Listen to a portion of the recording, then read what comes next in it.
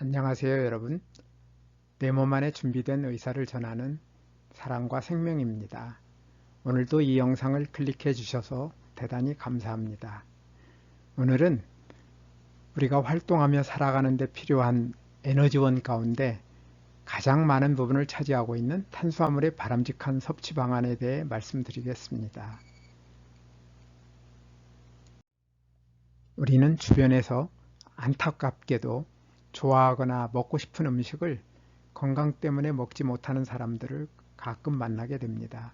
한때 비만을 치료하는 한 방편으로 탄수화물 섭취량을 줄이는 대신 고지방 음식을 많이 먹는 고지방 저탄수화물 식이요법을 열심히 실천하는 사람들이 있었고, 요즘에도 당뇨병 때문에 탄수화물 음식을 자제하거나 자제해야 하는 것으로 알고 있는 사람들을 쉽게 만날 수 있습니다.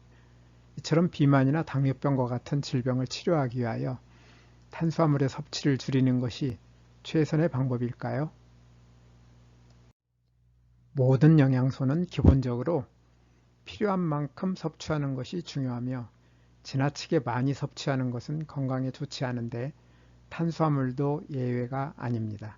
탄수화물도 오랫동안 필요 이상으로 많이 섭취하고 있다면 소화에 부담을 줄 수 있고 비만의 원인이 되기 때문에 적정 수준으로 줄여야 하는데, 이것은 다른 에너지원인 지방이나 단백질에도 해당됩니다.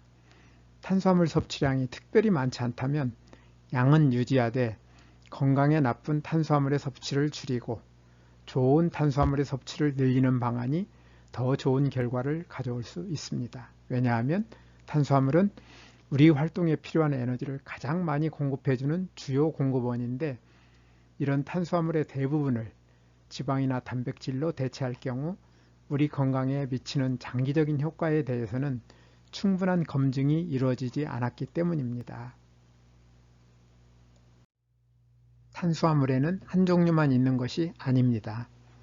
포도당이나 과당, 갈락토스와 같이 가장 단순하며 기본적인 단당류부터 설탕이나 젖당, 메가당과 같이 단당류 두 개가 결합하여 만들어진 이당류, 전분이나 글리코겐, 식이섬유와 같이 수많은 단당류가 결합하여 만들어진 다당류까지 종류가 매우 많습니다.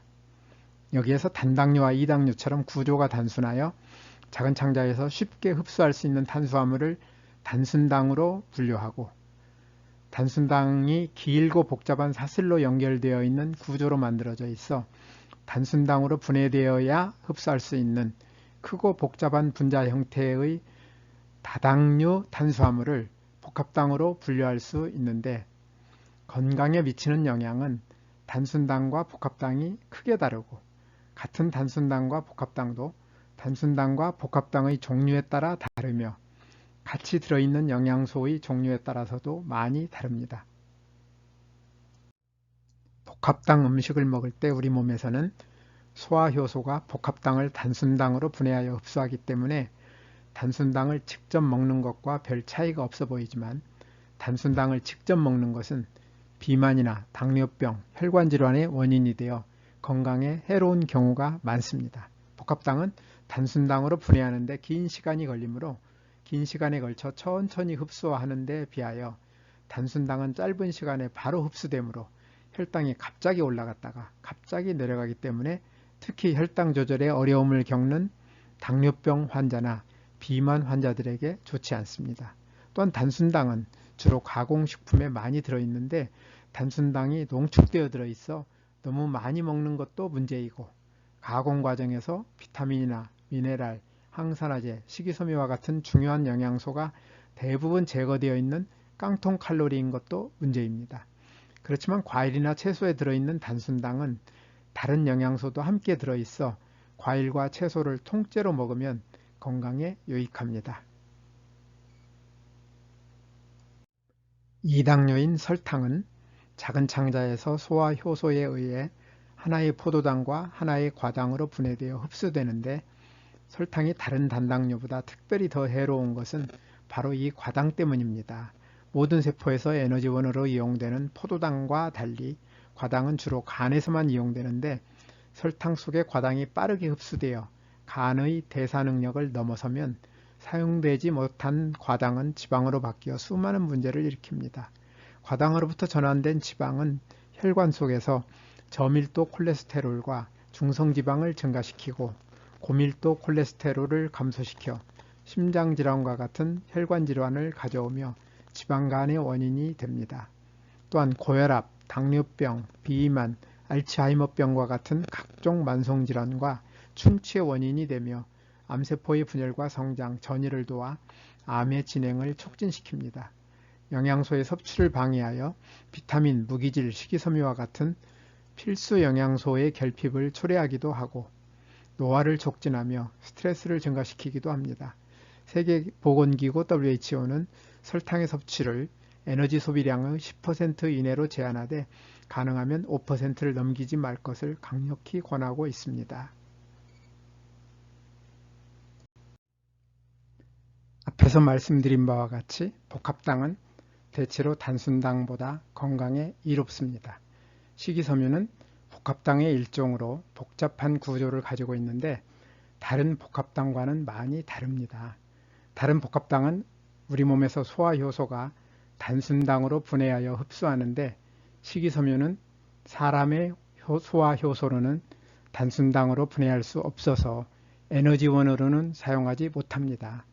식이섬유는 큰 창자에 살고 있는 장내 세균에 의해 발효되는데 이때 만들어지는 짧은 사슬지방산이 비만과 당뇨병, 심혈관 질환 등의 예방과 치유에 큰 역할을 하며 면역 기능을 높여줍니다.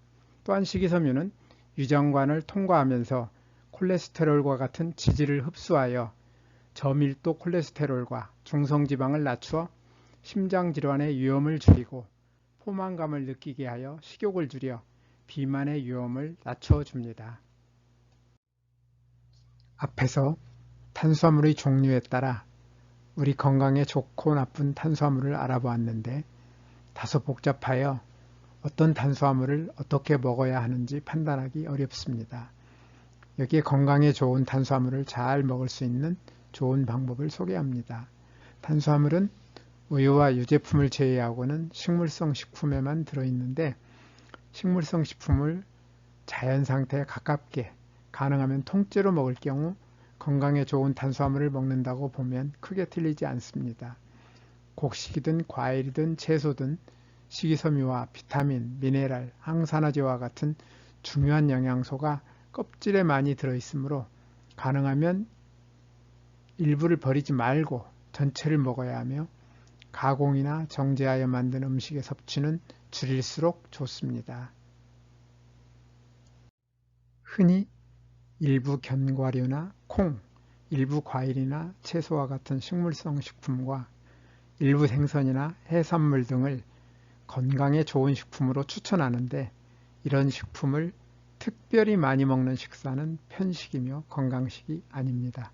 어떤 식품에도 우리 몸에 필요한 영양소가 모두 적절히 들어있는 경우는 없으므로 다양한 식물성 음식을 골고루 필요한 만큼 먹되 앞에서 말씀드린 것처럼 좋은 탄수화물을 먹을 수 있도록 과일이나 채소, 곡식을 가능하면 가공하거나 정제하지 않고 자연 상태에 가깝게 껍질을 벗기지 않고 통째로 먹는 것이 중요합니다.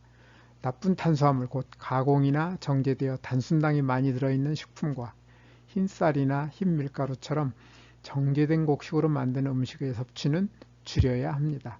이것이 탄수화물 건강식입니다. 오늘도 끝까지 영상을 시청해 주셔서 대단히 감사합니다. 다음에 더 좋은 영상으로 찾아뵙겠습니다. 여러분의 소중한 의견을 남겨주세요. 구독과 좋아요 부탁드립니다.